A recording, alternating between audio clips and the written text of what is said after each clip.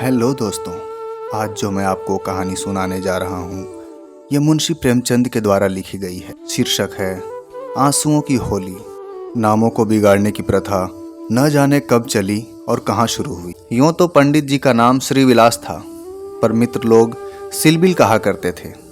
नामों का असर चरित्र पर कुछ न कुछ पड़ जाता है। बेचारे सिलबिल सचमुच ही सिलबिल थे। दफ्तर जा रहे हैं मगर पजामे का इजार बंद नीचे लटक रहा है। सिर पर फेल्ट कैप है पर लंबी चुटिया पीछे से झांक रही है। अचकनियों तो बहुत सुंदर है, न जाने उन्हें क्यों त्योहारों से चिढ़ थी। दिवाली गुजर जाती पर वो भला मानस कौड़ी हाथ में न लेता था। और होली का दिन तो उनकी भीषण परीक्षा का दिन था। 3 दिन वो घर से बाहर न निकलते। घर पर भी काले कपड़े पहनकर बैठे रहते थे। यार लोग टोह में रहते कि कहीं बच्चा फंस जाए, मगर घर में घुसकर तो फौजदारी नहीं की जाती। एक आध बार फंसे भी, मगर घिघिया कर बेदाग निकल गए। लेकिन अब की समस्या बहुत कठिन हो गई थी। शास्त्रों के अनुसार हम वर्ष तक ब्रह्मचर्य का पालन करने के बाद उन्होंने विवाह किया था। ब्रह्मचर्य के परिपक्व होने में जो थोड़ी बहुत कसर थी वो 3 वर्ष के गौने की मुद्दत ने पूरी कर दी। यद्यपि स्त्री से कोई शंका न थी, वो औरतों को सिर चढ़ाने के हामी न थे। इस मामले में उन्हें अपना वही पुराना धुराना ढंग पसंद था। बीवी को जब कसकर डांट दिया तो उसकी मजाल की रंग हाथ से छुए। विपत्ति ये थी कि ससुराल के लोग भी होली मनाने आने वाले थे। बहन अंदर तो भाई सिकंदर, और इन सिकंदरों के आक्रमण से बचने का उन्हें कोई दूसरा उपाय न सूझता था। मित्र लोग घर में न जा सकते थे, लेकिन सिकंदरों को कौन रोके। स्त्री ने आंखें फाड़ कर कहा, अरे भैया, क्या सचमुच रंग न लाओगे? ये कैसी होली है बाबा? सिलबिल ने त्योरियां चढ़ाकर कहा। बस, मैंने एक बार कह दिया और बात दोहराना मुझे पसंद नहीं। घर में रंग नहीं आएगा और न कोई छुएगा। मुझे कपड़ों पर लाल छींटे देखकर मछली आने लगती है। हमारे घर में ऐसी ही होली होती है। स्त्री ने सिर झुकाकर कहा। तो न लाना रंग संग। मुझे रंग लेकर क्या करना है? जब तुम ही न छुओगे तो मैं कैसे छू सकती हूँ? सिलबिल ने प्रसन्न होकर कहा। निसंदेह यही साधु स्त्री का धर्म है, लेकिन भैया तो आने वाले हैं, वो भला क्यों मानने लगे? उनके लिए मैंने भी एक उपाय सोच लिया है। उसे सफल बनाना तुम्हारा काम है। मैं बीमार बन जाऊंगा, एक चादर ओढ़कर लेटा रहूंगा। तुम कहना इन्हें ज्वर आ गया है, बस हो गई छुट्टी। स्त्री ने आंखें नचाकर कहा, एक कैसी बातें मुंह से निकालते हो? ज्वर जाए मुद्दई के घर, यहाँ आए तो मुंह न झुलस दूं निगोड़े का। तो फिर दूसरा उपाय ही क्या है? तुम ऊपर वाली कोठरी में छिपे रहना। मैं कह दूंगी उन्होंने जुलाब लिया है, बाहर निकलेंगे तो हवा लग जाएगी। पंडित जी खिल उठे। बस बस, यही सबसे अच्छा है। होली का दिन था। बाहर हाहाकार मचा हुआ था।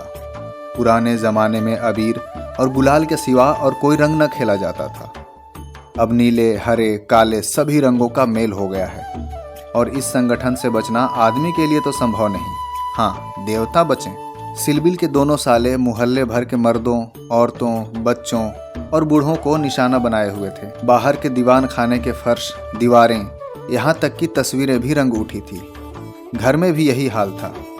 मुहल्ले की नंदें भला कब मानने लगी, पर नाला तक रंगीन हो गया। बड़े साले ने पूछा, क्यों री चंपा, क्या सचमुच उनकी तबीयत अच्छी नहीं है? खाना खाने भी ना आए? चंपा ने सिर झुकाकर कहा, हाँ भैया, रात ही से पेट में कुछ दर्द सा होने लगा। डॉक्टर ने हवा में निकलने को मना कर दिया। जरा देर बाद छोटे साले ने कहा, क्यों जीजी, क्या भाई साहब नीचे नहीं आएंगे? ऐसी भी क्या बीमारी है? कहो तो ऊपर जाकर देखाऊं? चंपा ने उसका हाथ पकड़कर कहा, नहीं नहीं, ऊपर मत जाइयो, वो रंग वंग ना खेलेंगे।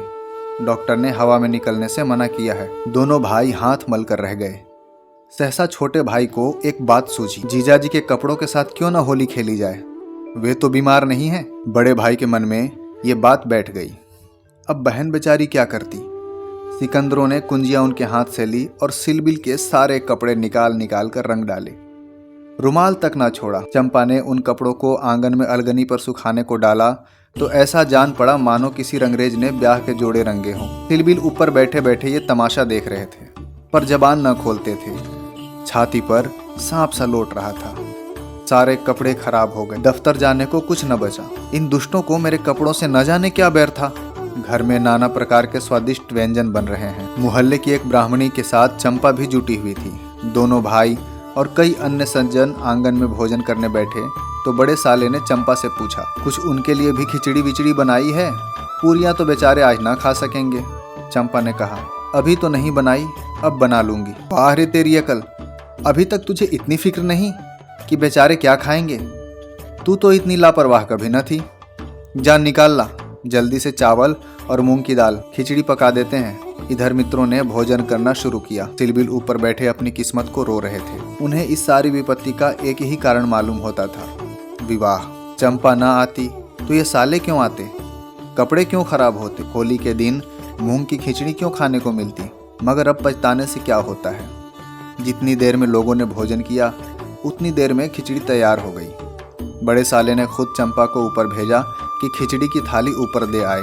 सिलबिल ने थाली की ओर कुपित नेत्रों से देखकर कहा, इसे मेरे सामने से हटा ले जाओ। क्या आज उपवास ही करोगे? तुम्हारी यही इच्छा है तो यही सही। मैंने क्या किया है? सवेरे से जुटी हुई हूँ। भैया ने खुद खिचड़ी डलवाई और मुझे यहाँ भेज दिया। हाँ, वो तो मैं देख ही रहा हूँ कि मैं घर का स्वामी नहीं। सिकंदरों ने उस पर भी कब्जा जमा लिया है। मगर मैं ये नहीं मान सकता कि तुम चाहती तो और लोगों से पहले मेरे पास थाली पहुंचा सकती थी। मैं इसे पतिव्रत धर्म के विरुद्ध समझता हूँ। और क्या कहूँ, तुम तो देख ही रहे थे, दोनों जने मेरे सिर पर सवार थे। हाँ, अच्छी दिल लगी है। और लोग समोसे और खस्ते उड़ाएं और मुझे मूंग की खिचड़ी दी जाए। वाह रे नसीब, तुम इसे 2-4 कौर खा लो। मुझे ज्यों ही अवसर मिलेगा मैं दूसरी थाली ले आऊंगी। सारे कपड़े रंगवा डाले, दफ्तर कैसे जाऊंगा, ये दिल लगी मुझे जरा भी नहीं भाती। मैं इसे बदमाशी कहता हूँ। तुमने संदूक की कुंजी क्यों दे दी? क्या मैं इतना पूछ सकता हूँ? करती क्या? अच्छा, जो हुआ सो हुआ, ये थाली ले जाओ। धर्म समझना तो दूसरी थाली लाना, नहीं तो आज व्रत ही सही। एकाएक पैरों की आहट सुनकर सिलबिल ने सामने देखा तो दोनों साले आ रहे थे। उन्हें देखते ही बेचारे ने मुंह बना लिया, चादर से शरीर ढक लिया और कराहने लगे। बड़े साले ने कहा, कहिए, तबीयत कैसी है? थोड़ी सी खिचड़ी खा लीजिए। सिलबिल ने मुंह बनाकर कहा, अभी तो कुछ खाने की इच्छा नहीं है। नहीं, उपवास करना तो हानिकारक होगा। बेचारे सिलबिल ने मन में इन दोनों शैतानों को खूब कोसा और विष की भांति खिचड़ी कंठ से नीचे उतारी। आज होली के दिन खिचड़ी ही भाग्य में लिखी थी। जब तक सारी खिचड़ी समाप्त न हो गई, दोनों वहां डटे रहे, मानो जेल की अधिकारी किसी अनशन व्रतधारी कैदी को भोजन करा रहे हों। बेचारे को ठूंस ठूंस कर खिचड़ी खानी पड़ी। पकवानों के लिए गुंजाइश न रही। 10 बजे रात को चंपा उत्तम पदार्थों का थाल लिए पतिदेव के पास पहुंची। महाशय मन ही मन झुंझला रहे थे। भाइयों के सामने मेरी परवाह कौन करता है? न जाने कहां से दोनों शैतान फट पड़े। दिन भर उपवास कराया और अभी तक भोजन का कहीं पता नहीं। बाहर से चंपा को थाल लाते देखकर कुछ अग्नि शांत हुई। बोले, अब तो बहुत सवेरा है, 1-2 घंटे बाद क्यों ना आई? चंपा ने थाली सामने रखकर कहा, तुम तो न हारी मानते हो न जीती। आखिर ये 2 मेहमान आए हुए हैं, इनकी सेवा सत्कार न करूं तो भी काम नहीं चलता। तुम ही को बुरा लगेगा। कौन रोज रोज आते हैं? ईश्वर न करें कि रोज रोज आए। यहाँ तो एक दिन में बधिया बैठ गई। थाल की सुगंधमय तरबतर चीजों को देखकर सहसा पंडित जी के मुखारविंद पर मुस्कान की लाली दौड़ गई। एक एक चीज खाते थे और चंपा को सराहते थे। सच कहता हूँ चंपा, ऐसी चीजें मैंने जिंदगी में कभी नहीं खाई। हलवाई क्या बनाएगा? जी चाहता है कुछ इनाम दूं। तुम मुझे बना रहे हो, क्या करूं? जैसा बनाना आता है बना लाई। नहीं जी, सच कह रहा हूं मैं। मेरी आत्मा तो तृप्त हो गई। मुझे आज ज्ञात हुआ कि भोजन का संबंध पेट से नहीं आत्मा से होता है। बताओ क्या इनाम दूं? जो मांगूं वो दोगे? दूंगा। जनेऊ की कसम खाकर कहता हूं, न दूं तो मेरी बात जाए। अब कैसे कहूं? क्या लिखा पढ़ी कर दूं? अच्छा ठीक है, मांगती हूं। मुझे अपने साथ होली खेलने दो। पंडित जी का रंग उड़ गया। आंखें फाड़ कर बोले, होली खेलने दूं? मैं तो होली खेलता नहीं, कभी नहीं खेला। होली खेलना होता तो घर में छिप कर क्यों बैठता? औरों के साथ मत खेलो, लेकिन मेरे साथ तो खेलना ही पड़ेगा। ये मेरे नियम के विरुद्ध है। जिस चीज को अपने घर में उचित समझूं, उसे किस न्याय से घर के बाहर अनुचित समझूं? सोचो। चंपा ने सिर नीचा करके कहा, घर में ऐसी कितनी बातें उचित समझते हो जो घर के बाहर करना अनुचित ही नहीं पाप भी है। पंडित जी झेंपते हुए बोले, अच्छा भाई, तुम जीती मैं हारा। अब मैं तुम ही से ये दान मांगता हूँ। पहले मेरा पुरस्कार दे दो, पीछे मुझसे दान मांगना। ये कहते हुए चंपा ने लोटे का रंग उठा लिया और पंडित जी को सिर से पांव तक नहला दिया। जब तक वह उठकर भागे, उसने मुट्ठी भर गुलाल लेकर सारे मुंह में पोत दिया। पंडित जी रोनी सूरत बनाकर बोले, अब और भी कसर बाकी हो तो पूरी कर लो। मैं जानता था कि तुम मेरी आस्तीन की सांप बनोगी, अब और कुछ रंग बाकी नहीं रहा? चंपा ने पति की मुख की ओर देखा तो उस पर मनोवेदना का गहरा रंग झलक रहा था। पछता कर बोली, क्या सचमुच बुरा मान गए हो? मैं तो समझी थी तुम केवल मुझे चिढ़ा रहे हो। श्रीविलास ने कांपते स्वर में कहा, नहीं चंपा, मुझे बुरा नहीं लगा।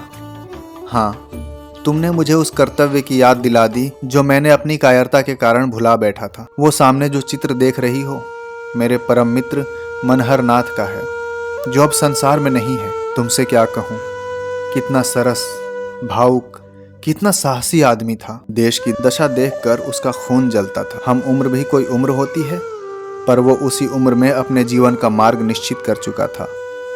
सेवा करने का अवसर पाकर वो इस तरह उसे पकड़ता मानो संपत्ति हो।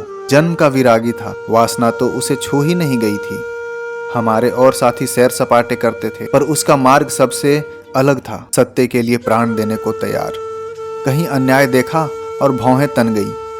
पत्रों में अत्याचार की खबर देखी और चेहरा तमतमा उठता था। ऐसा तो मैंने आदमी देखा ही नहीं कभी। ईश्वर ने अकाल ही बुला लिया, नहीं तो वो मनुष्यों में रत्न होता रत्न। किसी मुसीबत के मारे का उद्धार करने को अपने प्राण हथेली पर लिए फिरता था। स्त्री जाति का इतना आदर और इतना सम्मान कोई क्या करेगा? स्त्री उसके लिए पूजा और भक्ति की वस्तु थी।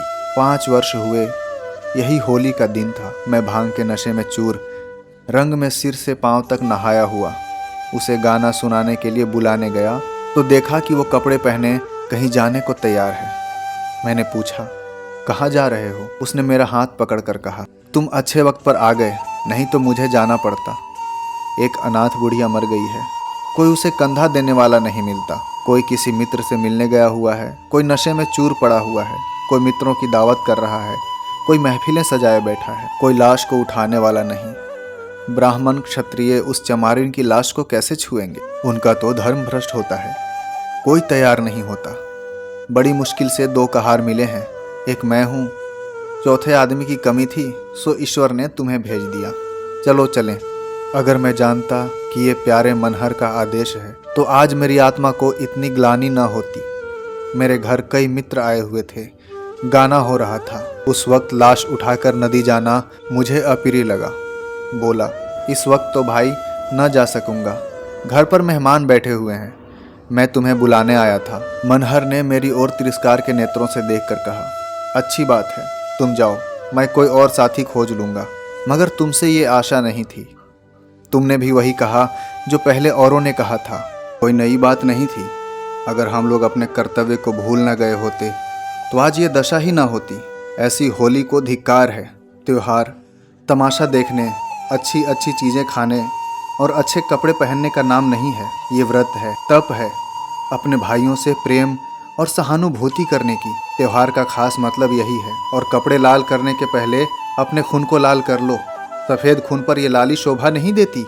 ये कहकर वो चला गया। मुझे उस वक्त ये फटकारें बहुत बुरी मालूम हुई। अगर मुझ में वो सेवा भाव न था तो मुझे यूं धिक्कारने का कोई अधिकार न था। घर चला आया, पर वे बातें बराबर मेरे कानों में गूंजती रहीं। होली का सारा मज़ा बिगड़ गया। 1 महीने तक हम दोनों की मुलाकात न हुई। कॉलेज इम्तिहान की तैयारी के लिए बंद हो गया था, इसलिए कॉलेज में भी भेंट न होती थी। मुझे कुछ खबर नहीं वो कब और कैसे बीमार पड़ा, कब अपने घर गया। सहसा एक दिन मुझे उसका एक पत्र मिला।